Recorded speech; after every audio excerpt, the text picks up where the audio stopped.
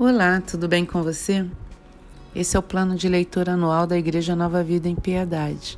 Meu nome é Egídia Alencastre e hoje, dia 17 de abril de 2023, vamos meditar nos capítulos 18, 19 e 20 do primeiro livro de Reis.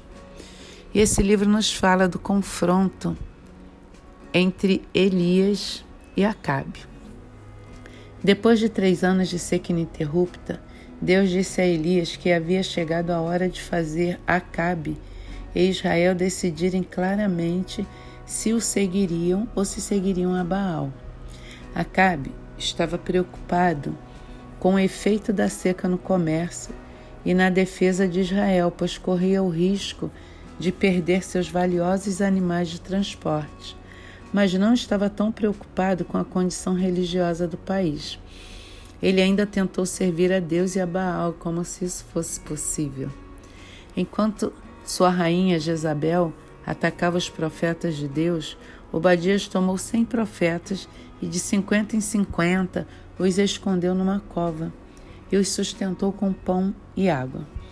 Ao retornar a Israel, Elias encontrou Obadias no caminho e pediu que ele fosse até o rei Acabe, dizendo que Elias, estava ali. Mas Obadias, com muito medo de Acabe, questionou o profeta Elias. Então Elias respondeu que naquele mesmo dia se apresentaria ao rei. Portanto, ele declarou claramente a Acabe que a lealdade dividida era deslealdade aos olhos de Deus. Este foi o pecado de Acabe, a principal causa dos problemas de Israel. Tão zelosa foi Jezabel em estabelecer sua religião em Israel que agora tinha centenas de profetas de Baal trabalhando para ela. Portanto, Elias desafiou Acabe a levar os profetas de Baal ao Monte Carmelo para revelar quem era o Deus verdadeiro. Baal era considerado Deus da natureza, mas mostrou-se impotente. Deus mostrou ter total poder ao derrotar Baal em uma vitória que envolveu raios, fogo e água. Quando o povo reconheceu a vitória do Senhor, Elias aproveitou as circunstâncias favoráveis para destruir os profetas de Baal. Elias deu a prova final de que Deus, e não Baal, era todo-poderoso, ao anunciar que agora Deus acabaria com a seca. Enquanto Acabe corria em sua carruagem para casa, para escapar da tempestade que se aproximava, Elias, na força de Deus, correu diante dele em triunfo. Quando Jezabel soube que Elias havia matado seus profetas, ela ameaçou fazer o mesmo com Elias. Jezabel ainda tinha grande poder sobre o povo. Apesar da vitória de Elias no Monte Carmelo, ela logo retornou aos seus caminhos idólatras. Elias fugiu para o sul e sustentou-se na sombra de uma árvore. Tomado pelo desespero, ele queria apenas morrer. Então ele orou ao Senhor e pediu para acabar com a sua vida, dizendo que ele era um fracasso, como foram os seus antepassados. Então ele deitou debaixo da árvore, adormeceu, e de repente um anjo lhe tocou e disse: "Levanta e coma." Ele olhou em volta e perto de sua cabeça havia um pão assado e uma jarra de água. Ele comeu e bebeu e adormeceu novamente. Porém o anjo do Senhor, Deus, voltou e lhe tocou pela segunda vez, dizendo para ele levantar, comer, para poder aguentar a viagem. Mas Deus o sustentou, capacitando a continuar se movendo para o sul até chegar ao Monte Sinai, o lugar onde Deus fez sua aliança com Israel. Assim Elias entrou numa caverna para passar a noite. Por meio da obra de um rei inimigo, Azael, e de um rei israelita, Jeú, e do profeta Eliseu, acontecimentos violentos e espetaculares ocorriam como punições a Israel. Mas sempre haveria alguns que ouviam a voz de Deus e permaneciam fiéis a ele. Assim, com confiança renovada, Elias voltou a Israel. Portanto, Eliseu mostrou sua disposição de suceder Elias, matando seus bois e usando-os para fornecer um jantar de despedida para sua família e amigos.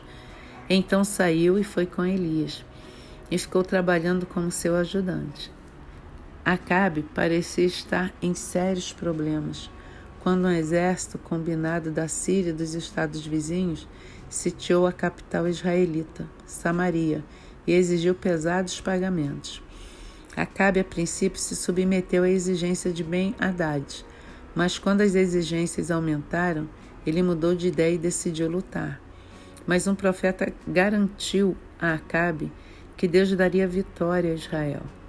O plano de Acabe, com base no conselho do profeta, era enviar um grande grupo de jovens à frente para distrair os sírios e em seguida atacar de surpresa seu exército. Acabe obteve uma vitória decisiva, mas foi avisado para estar pronto para uma nova batalha na primavera seguinte. No entanto, os oficiais do rei Ben-Hadad disseram ao rei que os deuses dos israelitas eram mais fortes por serem deuses das montanhas, por isso venceram. Mas se eles lutassem em lugares planos, com certeza eles seriam mais fortes do que os israelitas. Os sírios melhoraram a força de combate, substituindo os comandantes reis, aliados por seus próprios soldados profissionais. Eles também pensaram que tinham uma chance melhor de vitória, mudando o lugar da batalha para uma região onde seus deuses fossem mais fortes. Novamente Israel venceu, provando aos sírios e a Acabe que eles estavam errados ao pensar que o poder de Deus estava limitado apenas a alguns lugares. Acabe capturou o rei inimigo Ben-Hadad, mas deixou ir depois que Ben-Hadad concordou em devolver o território de Israel que a Síria havia tomado anteriormente. Os dois reis também fizeram um acordo comercial muito favorável a Israel. Essa cooperação com a Síria, sem dúvida, pretendia dar a Israel mais força contra qualquer possível invasor, mas não teria sido necessária se Acabe confiasse em Deus, como sua recente vitória deveria tê-lo ensinado. E nós aprendemos nesses 3 capítulos como Elias confiava em Deus, apesar de por alguns instantes ele ter ficado entristecido e até meio depressivo, desejando ficar ali confinado naquela caverna. Mas em todo o trajeto, Elias sempre orou a Deus, sempre buscou em Deus a direção, sempre buscou em Deus o caminho que deveria tomar. E na direção de Deus, ele derrotou todos aqueles profetas que ficaram muito tempo ali se autoflagelando e clamando aos deuses que eles acreditavam e que não os responderam. E assim, Elias também derrotou Jezabel, que enfurecida queria matá-lo. E nós aprendemos que não importa o que façam ou que falem contra aqueles que servem a Deus, como ficam irados em verem a manifestação do poder de Deus, não importam as ameaças. Deus se mantém no controle quando nós somos obedientes, fiéis e seguimos exatamente aquilo que Ele nos orienta. E Deus nos orienta e fala conosco o tempo todo.